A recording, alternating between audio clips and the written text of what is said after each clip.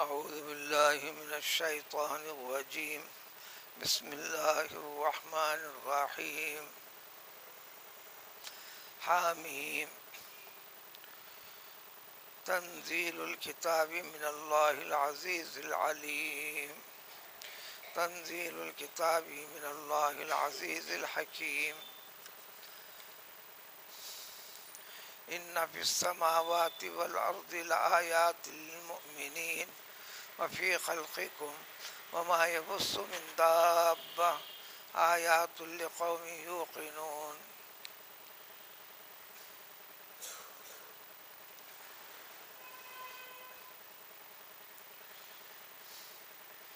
سورۃ الجاثیہ کی ابتدا ہے۔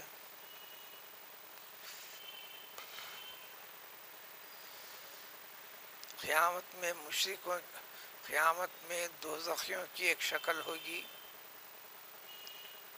انتہائی عاجزی، انکساری، ذلت و خواری کا اظہار کرتے ہوئے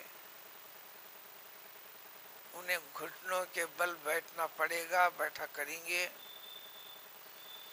وہ معنی آتے ہیں جاثیہ کی۔ تو اس سورے کے اختتامی رکوع میں وہ منظر جو ہوگا، جو غیب والی بات ہے اس دنیا میں بتا دی گئی تھی، تفصیلات پیش کی گئی، اسی تفصیلات کا ایک قصہ وہ بھی ہے۔ اور جو نہیں مانیں گے پھر بھی اپنی ہی کریں گے، حق کے راستے سے ہٹ کر شیطان پرستی، نفس پرستی، دنیا داری کے اندر رہو گے تو ان کے ساتھ کیا انجام ہوں گا، اس کی تفصیل آئے گی۔ سورہ مکی ہے، صرف اللہ تعالیٰ کی صفات کا ذکر، اللہ کی قدرت کا ذکر، اللہ کے وحدہ لا شریک ہونے کے دلائل۔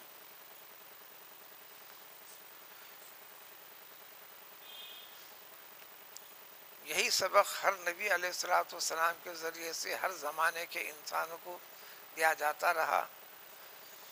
ماننے والے اللہ کے بندے مومن کہلائے، نہ ماننے والے بھی اللہ کے بندے ہیں لیکن نافرمان کہلائے، جن پر اللہ تعالیٰ کا غضب نازل ہوا اس دنیا میں بھی پھر آخرت میں بھی۔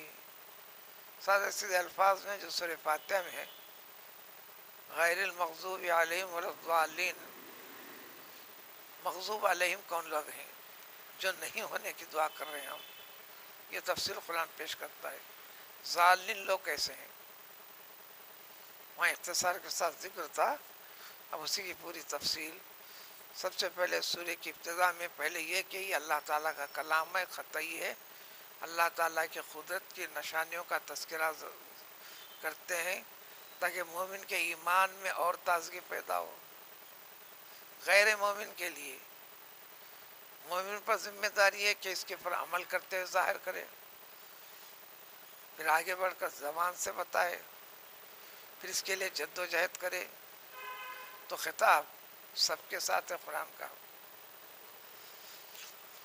حامیم سے شروع ہونے والے سورہ جملہ 7 میں سے 5 کا تذکرہ گزر چکا، یہ نمبر 6 ہے، اس کے بعد ایک 7، یہ سیریز اس کے ساتھ ختم ہوں گی۔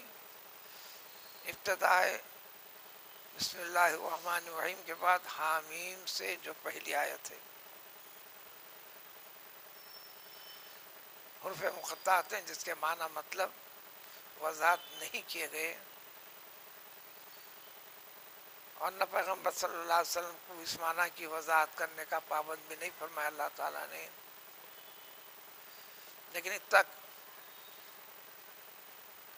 خیال ہے اہل علم کا، لیکن وہ جمہوری خیال نہیں ہے۔ صحیح خیال تو یہ کہ اللہ اس کے رسول صلی اللہ علیہ وسلم اس کے معنی مطلب کو خوب جانتے ہیں۔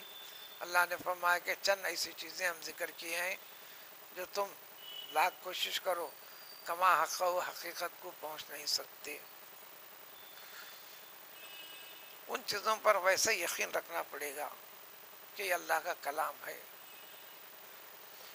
اب رہی بات حامیم، تقریباً تمام سوروں کا ایک طریقہ ہے، جس لفظ سے ابتدا ہوتی ہے سورہ کی، وہ بھی نام کہلاتا ہے. مثال طور پر سورہ قل هو اللہ احد، سورہ والعصر،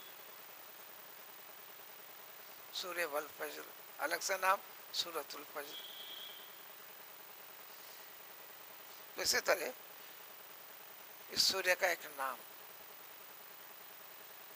یا اللہ تعالیٰ کے جو نام ہیں بعض ناموں کے مختصر کر دیے جاتے ہیں، جیسے الرحمن میں سے حامیم ہے.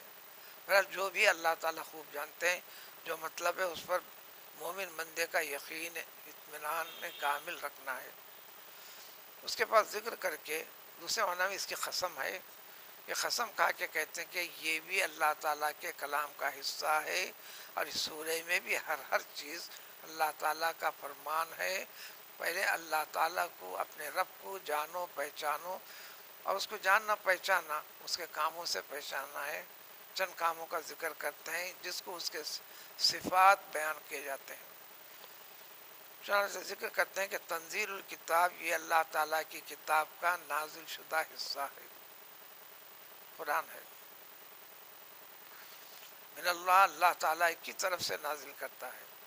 سارے شکوک شبہات ان قوموں کے جو یہ آسمانی کتاب ہونے سے انکار کرتے ہیں، یا اس دور میں بھی محمد صلی اللہ علیہ وسلم کے نبی ہونے کا انکار کرتے تھے، شبہ پیدا کرتے تھے، اور آپ کے کلام کو اللہ کا کلام ماننے سے انکار کرتے تھے. یہ سارے غلط فہمیوں کا ازالہ کروا کر ان کو ایمان کی طرف دعوت دینا، حقیقت کو بتلانا، اور مومن کے ایمان میں اور تازگی کو پیدا کرنا کہ جب اللہ کا کلام اس بندے کے نام ہے تو بندے کے اوپر کیا ذمہ داری بنتی ہے، اور اس کلام پاک سے جڑنا، قرات سے بھی، تلاوت سے بھی، معنی سے بھی، اس میں پیش کردہ احکام سے بھی. وہ اللہ تبارک تعالیٰ ہے جب بندوں کے اوپر جب ان کو انتقام کرنا چاہتے ہیں، عذاب دینا چاہتے ہیں، تو کسی کی کوئی طاقت نہیں کہ اس کو روک سکے. اور ساری کی ساری چیزیں حکمت پر مبنی ہیں. پھر چند قدرت کی نشانیاں، یقیناً سارے آسمانوں میں اور زمین میں کیا کیا ہے، کیا کیا پیدا کیا گیا، کیا کیا تمہیں بتایا گیا، کیا کیا تم دیکھتے ہو یا سنتے ہو، سب کچھ تو دیکھا نہیں. سرسری طور پر ہر ایک کے لیے اتنی بڑی زمین کا ہونا، آسمانوں کا ہونا جو بغیر ستون وغیرہ کے، یہ سب سے بڑی ایمان اور یقین رکھنے والوں کے لیے اس میں کئی پہلوؤں کے ساتھ غور و فکر کرو. کئی آیتیں، نشانیاں، قدرت کی چیزیں ہیں جو آپ کے ایمان میں پختگی پیدا کرتے ہیں، بندے کو اپنے رب کے قریب کرتے ہیں. اسی طرح اللہ تعالیٰ نے جو تم کو پیدا کیا ہے، تمہارے وجود کے اندر بھی اللہ تعالیٰ کی قدرت کاریگری ہے، بلکہ سارے عالم کا نمونہ انسان کی خلقت ہے.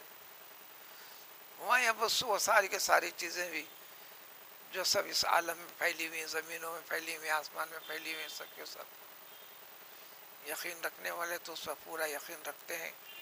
مومن اور ایمان کا کمال تقاضا یہی ہے. اسی طرح یہ نظام قدرت کو دیکھتے چلو کہ راتوں اور دن کا آنا جانا، رات اور دن کا چھوٹا بڑا ہونا، رات اور دن کا موسمی کیفیتوں سے بدلتے چلنا، یہ سارے کے سارے نظام میں اللہ تعالیٰ کی قدرت، اللہ کا وجود، اللہ کے وحدہ لا شریک ہونے کا ذکر. اسی طرح وہ تمام چیزیں جو اللہ تعالیٰ نے آسمان سے رزق کے طور پر نازل کیے ہیں. رزق آسمان سے اترنا یعنی بارش مراد ہے، اور بارش ذریعہ ہے، ساری کے ساری چیزوں کا ذریعہ ہے.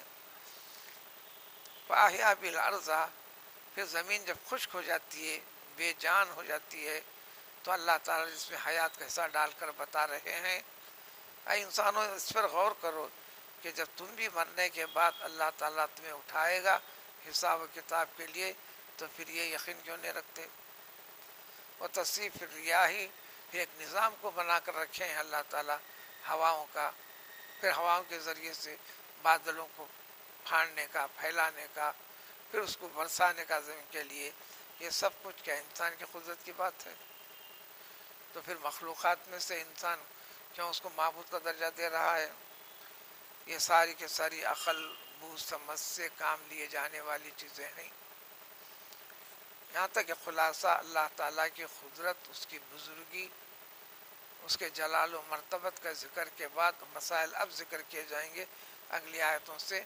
انسانوں کی نافرمانی کیا ہے، ان کو نافرمانی سے روکنے کے لیے کیا کیا ذریعے پیش کیے جائیں گے۔ سبحان اللہ وبحمدہ، لا الہ الا اللہ۔